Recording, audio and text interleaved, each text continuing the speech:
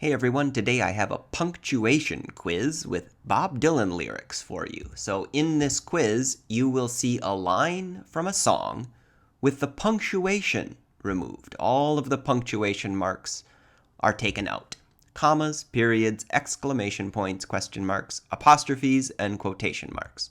I will tell you the number of punctuation marks that are missing, and you need to fill them back in. Can you figure these out? Let's try number 1. Let's try the first example. Here is the line. This sky too is folding under you, and it's all over now, baby blue. Can you find the 6 punctuation marks that are missing in this line? Good luck.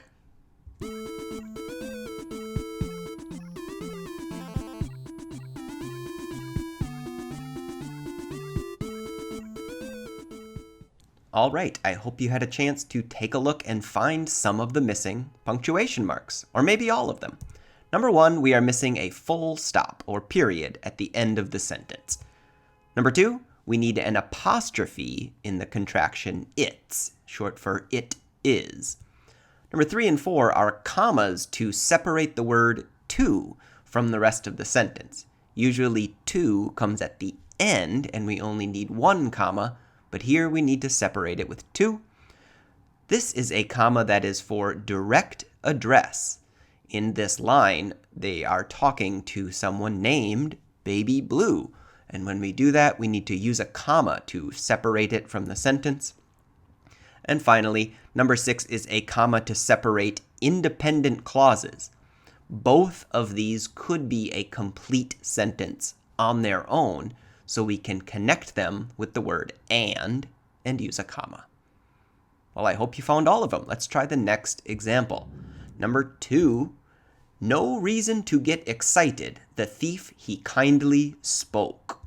This is from the song All Along the Watchtower. Can you find the 5 missing punctuation marks here? Good luck.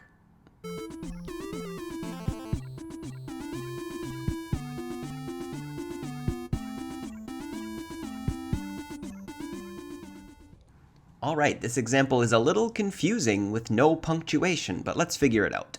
Number 1, easy, period at the end of the sentence. Number 2 and 3 are quotation marks for speech. Maybe there was a hint here with the word spoke to know that somebody is talking, and so we need to use quotation marks around it. We also need to use a comma after the speech is over. And the sneaky one here is we need a comma after the word thief. In this line, the thief and he are the same person. So we need to put a comma in between the 2 examples of who is talking. The thief, he kindly spoke. Did you find all 5? That last one was hard. Let's look at the next example. The answer, my friend, is blowin' in the wind. The answer, my friend, is blowin' in the wind, and we are missing 4 punctuation marks here. Good luck finding them.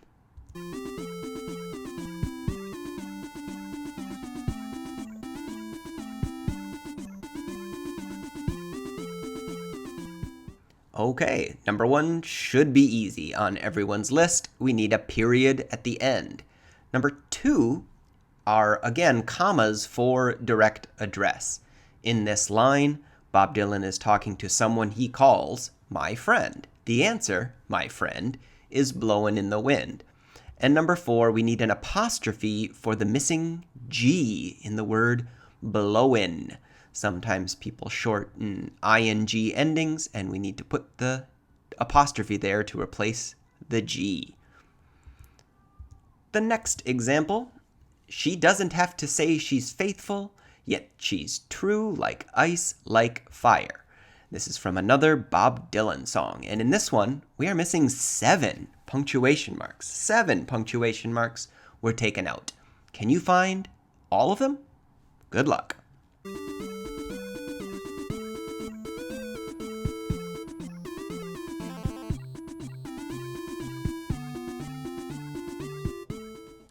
All right, number 1, period. Full stop at the end of a sentence. Number 2, we have a contraction in the word doesn't, and we need a apostrophe. We also need an apostrophe in the word she's, which happens twice in this sentence. Both of them are short for she is. Number 5 is a comma to separate independent clauses again. The first part of this sentence and the second part of this sentence could be complete sentences on their own, so we can connect those with the word yet and a comma. And finally, we need to use commas to separate examples like in a list.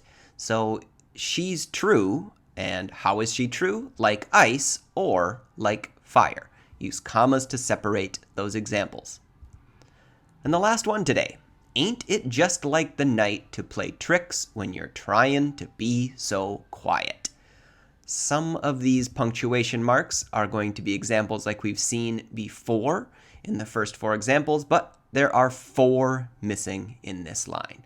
Good luck finding them.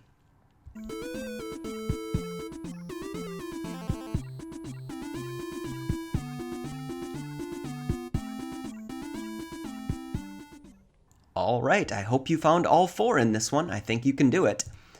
There is an apostrophe in the word ain't, which is an informal word. It means the same as isn't. Ain't. Number 2 is an apostrophe in your, the contraction your. Number 4 is for the dropped G in the word tryin', just like blowin' in the wind. Tryin' to be so quiet. And because this is a question, we actually need a question mark and not a period at the end of this one. So, did you find all 4? Anyways, I'll be back with a quiz for you next time. See you later.